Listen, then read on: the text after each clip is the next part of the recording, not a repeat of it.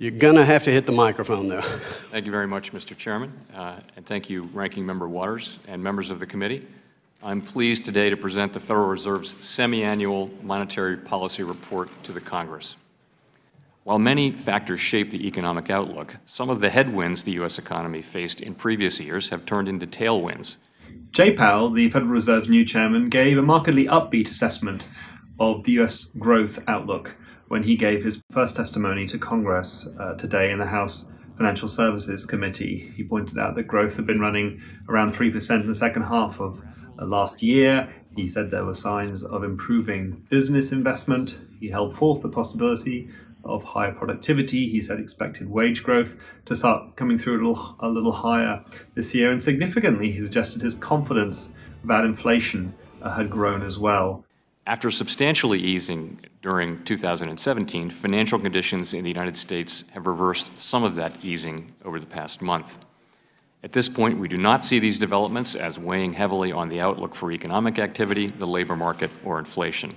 Indeed, the economic outlook remains strong.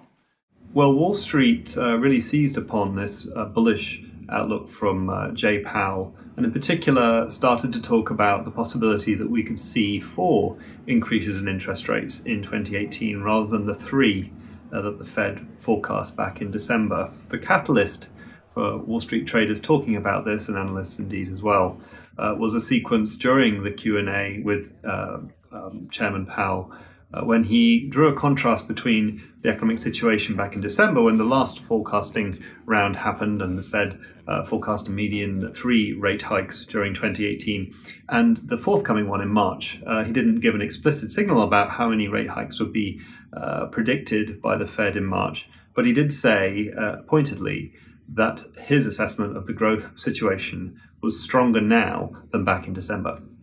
The FOMC will continue to strike a balance between avoiding an overheated economy and bringing PCE price inflation to 2% on a sustained basis.